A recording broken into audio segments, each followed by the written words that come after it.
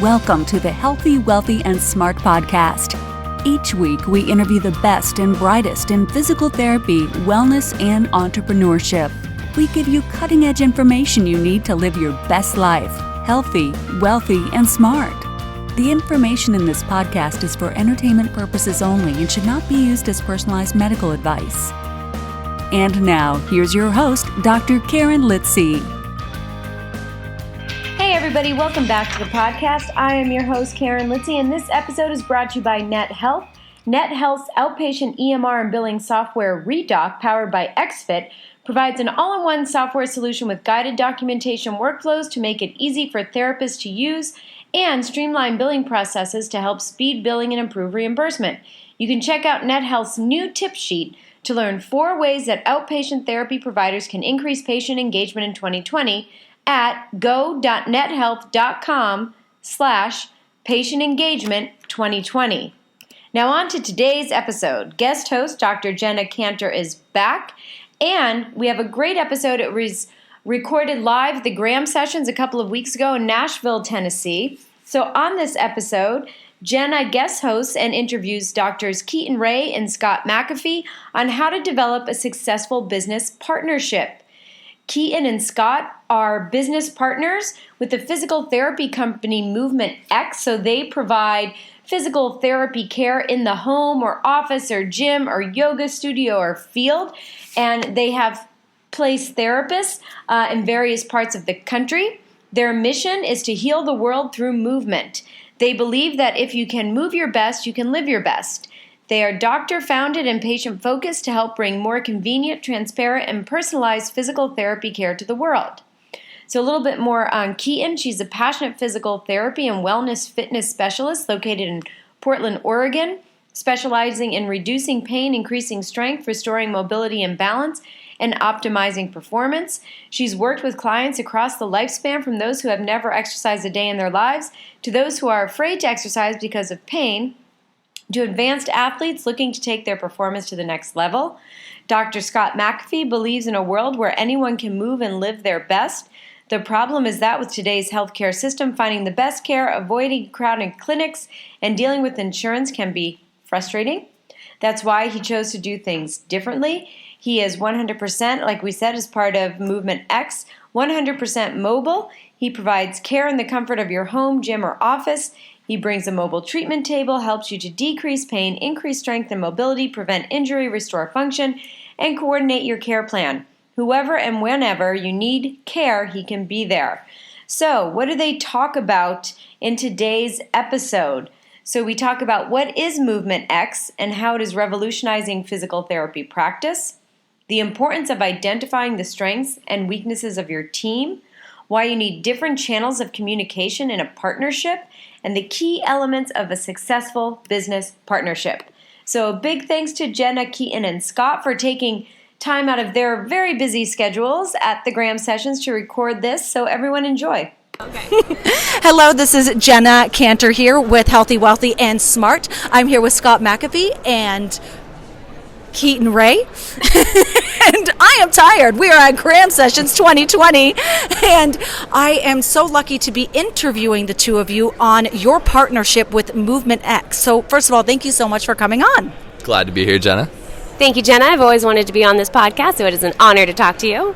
It's an honor to be speaking with both of you. So first, would you mind explaining what MovementX is and then dive into how your partnership began? Sure. So MovementX is a group of united providers across the country who are providing care in an inspired way. So we refer to it as the 11-star experience. We're going above and beyond the 5-star experience and providing care where people need it most, when people need it most, whether that's at their home, at their gym, at their workplace, on the track and field, at their doctor's office. We're showing up and providing care that makes a difference. So improving lives on both sides of the treatment table for the provider and for the patient. Love that. All right, and now your partnership. Sure. So where to begin? So Scott and I first connected on MovementX in 2016 or early 2017. Yeah, 17. Started with a phone call. I knew that Josh D'Angelo and myself couldn't do this on our own, so we called up some trusted partners that we had known closely through the APTA. Scott was one of the very first people we talked to and immediately had a connection over the mission, which is to, help people move their best so they can live their best. And I'll hand it over to Scott, who can explain the transition from that first talk about MovementX to him actually quitting his job, moving across the country, dropping everything to help us with our vision. Yeah, so it was a very exciting time for me. I was just finishing up my residency program in Southern California, and I loved the people that I was working with. I loved my coworkers. I loved my patients, and it was really an amazing residency experience at this hospital.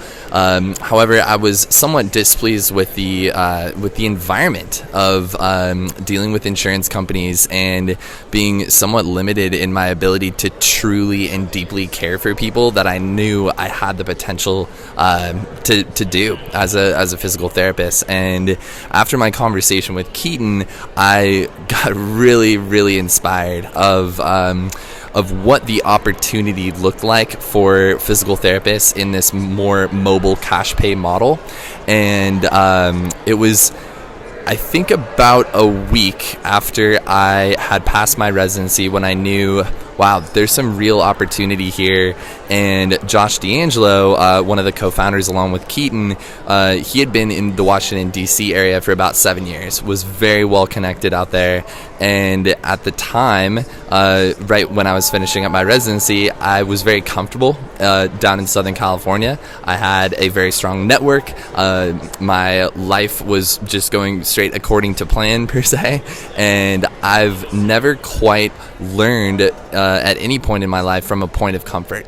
And I wanted to flip that on its head. So I decided to move all the way to the East Coast to join forces with Josh D'Angelo in Washington, D.C., in addition with Fred Gilbert, who moved from Alabama to Washington, D.C. And that's how the partnership began, and we began expanding from there. And it's just been an absolute wild ride since. I love it, and I love how you two interact with each other. You're both good friends as well as definitely business partners. How the heck did you get to that point? Because I would love for you to first go into your struggles and then what you did to implement something that would work between the two of you.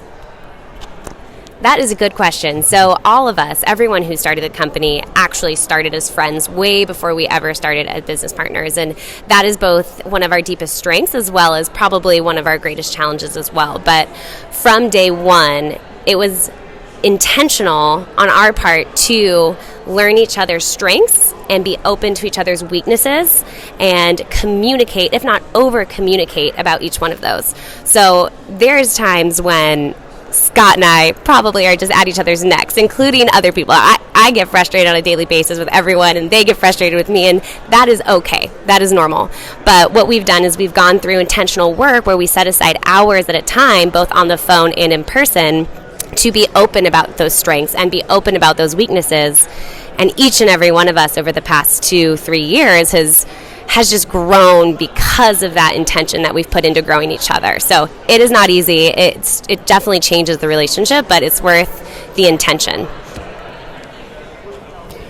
Yeah, and Keaton and I, we both go back to the Student Assembly Board of Directors. Although we never served together, I learned so much about how I function on a team in that environment, and I would imagine that you learn the same.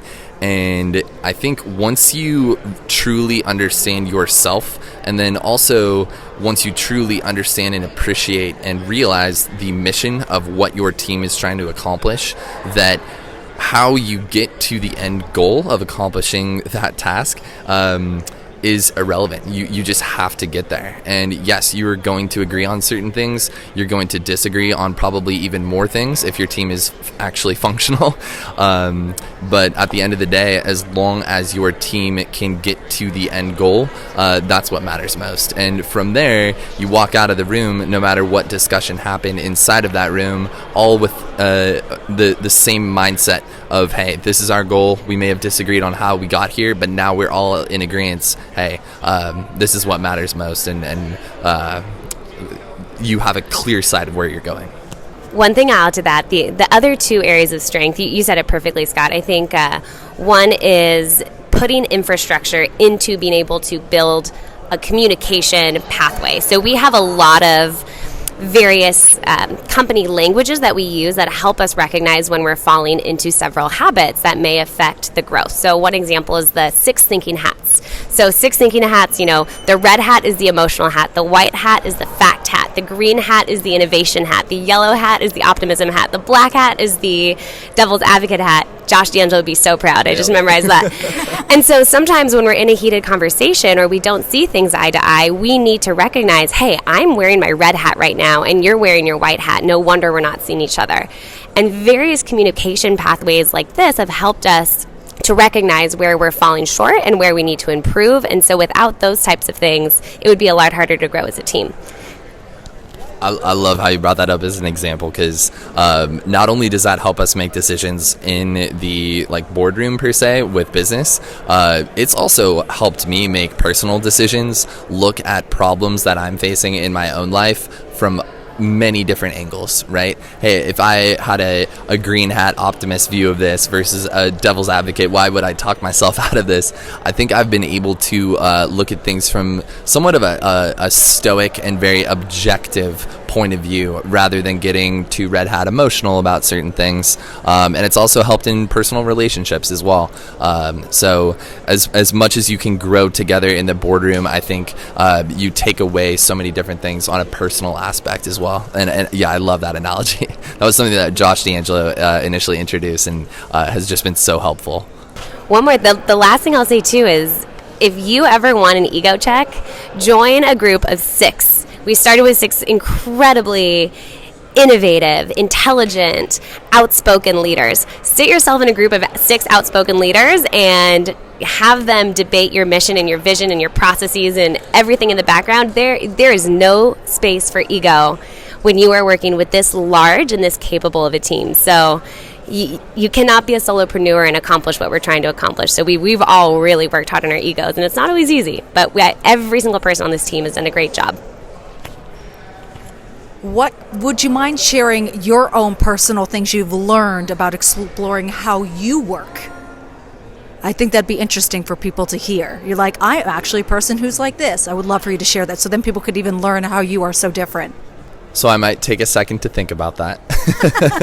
And that's something that I have learned about myself, is that it oftentimes helps me to take a second and think of getting my thoughts together on how to approach a certain question or an issue or how to solve a problem, rather than to just speak my mind immediately.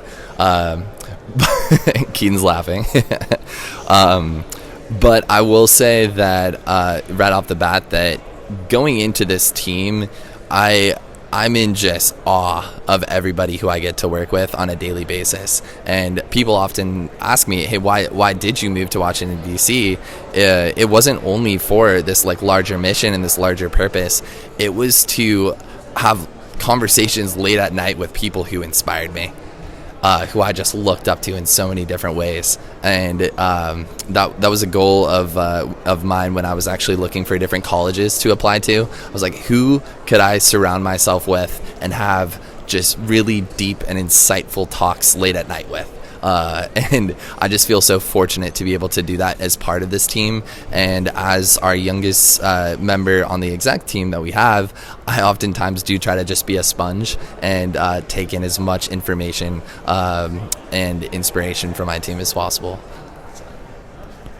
I was laughing through Scott's explanation because sometimes I think we can explain each other's work habits at this point better than we can explain our own. And so I am the opposite of Scott, although Scott and I of the team probably operate the most similarly. But there's differences between everyone. So I am very blunt, and I should take more time to stop and think first. But if something's on my head, it is right out in the open. And so one of the things that we've really worked on as a team, between Scott and I, but also between all the team members, is managing conflict. So some of us on the team are much more comfortable with conflict, me being one of them, while others have a little bit more of a reservation around conflict. Now, compared to other people, everyone is excellent at managing conflict, but it's a personal comfort as to how you actually deal with that. So I would say, while Scott says he's much more, maybe has to think about it in the background a little bit, I am much more of that right in your face, oh, I don't agree with that, or oh, I totally love that, kind of person. So a lot more forward facing. But what Scott and I have as an extreme similarity is that we are the doer. We're like, let's do it tomorrow. We have this idea, great. Okay, I'm going to stay up all night. We're going to crank this out. We're going to have a product tomorrow. We're going to launch it. We're going to test it a little bit, and we're going to redo it. Whereas Fred and Josh tend to be much more of those visionary, like, let's stop, let's look long term, let's think of how this affects this, and it is a wonderful combination because all of us complement each other so well. You can't have one leadership style without the complement of the other. But it can lead to frustration. You're moving too fast. You're not moving fast enough. Blah, blah, back and forth. So the communication puts us all in alignment, and we're stronger because of it. Yeah, actually, one of the core values in our company is passion times purpose, and you can't have one without the other. And the way that I think about that is you cannot have action without strategy as well. And that's one thing that Josh and Fred are so instrumental in teaching us and teaching me, and even Keaton has inspired me in so many different ways to, behind everything that I do, always have a strategy and don't skip steps in the action that you want to take. So I think that's very important. I love that. I love that very much. What made you decide to hire out to figure out how to work better together? How did that, I'm sure alone, because you had something in play like you do now, how did you get to that agreeing point to go, okay, this is who we're going to invest in to improve our communication, to improve our partnership? How'd you get there? And on that note, we're going to take a quick break, and we'll be right back with Keaton and Scott's responses.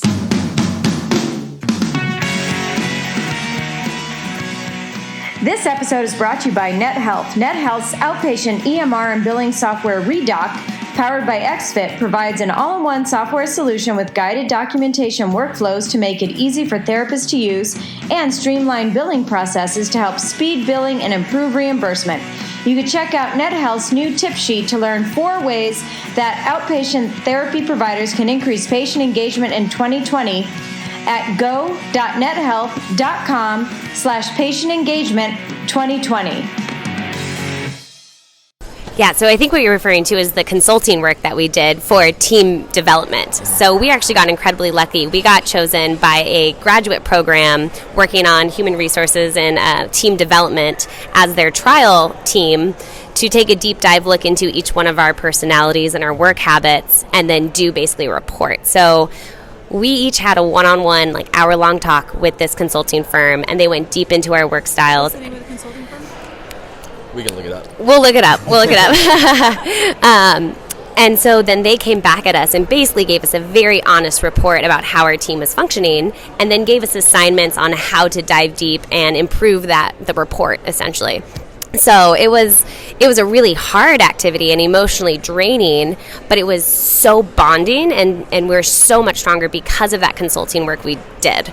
You have to recognize your weaknesses. We knew we're not perfect. Nobody's perfect. And so we're willing to invest in the team to improve, because without this team, the mission of this company doesn't go anywhere. So yes, what was the name of the company? Were you able to look it up? It was a graduate program at Georgetown University. Yeah. That's very cool. I love that you guys did that. Keaton's still looking it up to see if she can get more information. And I want to find this information for the listeners in case there is somebody starting a business who might want to look this up and see if this program might help them as well. Because seeing how you two interact, like I said, there really is some magic, dare I say Disney magic happening between the partnership. And I think that is absolutely spectacular. Did you find the name? I sure did. So it was Georgetown's graduate program.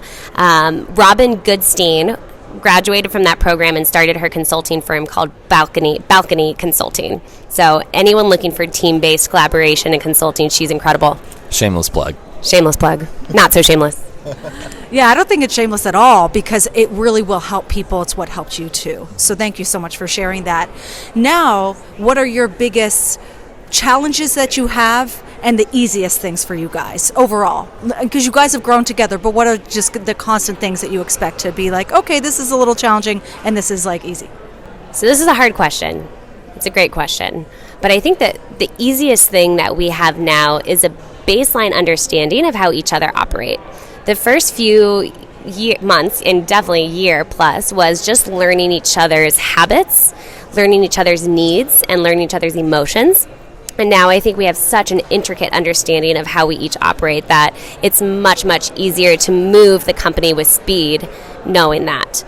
I think the hard part is we're now in a place with the company that we're really, truly starting to grow. And we're going to run into barriers that are unlike anything we've ever had. And so far we've been able as a team to come together and hustle and make this thing work and create an amazing movement. But we're going to max out of our own knowledge. And so we're going to have to find new team members who come into our company who do not have the same intricate knowledge of one another. So now it's not just managing each other, it's managing other people and having them fit into the culture as strongly as we do. Yeah, I think that's perfectly said. Because we agree too much. No, because it's going to be so special, and like I said, such a wild ride ahead as we do grow, and with as many things that are going to change and as many new obstacles that we're going to face, I truly do believe that we do have a very strong foundation and, like you said, baseline understanding and respect for each other and how we both operate, and that goes for everybody in our team and in our community. The more that we can better understand how we operate and all speak the same language, all have the same core beliefs and core values and share so much of the same culture, if you know from a deep level that binds you together, I definitely believe that no matter what obstacle may come your way, you can adapt your team in a very nimble way and a very strategic way in order to accomplish that. We're with as many problems as we face and with as much as we have accomplished, the sky's the limit. And I think there's so much growth waiting to be had that it's just so important to have that foundation before you have anything else. I love it. Thank you so much, you two, for coming on here at this crazy, magnificent time here at Graham Sessions. You two really set a great bar that is possible for anybody to achieve in their business partnership. So thank you. Appreciate those words, Jenna. No, and I couldn't echo the same thing about you and Karen. You guys are great. This podcast has inspired me when I was a student. So I just feel very fortunate to have the opportunity to speak to your audience, and hope that we've spread something valuable worth listening to. So I appreciate you. Agreed all around. Thank you so much for this opportunity. The one thing I'll leave the listeners with is, if you want to build a team and you want to grow a mission, you have to be vulnerable.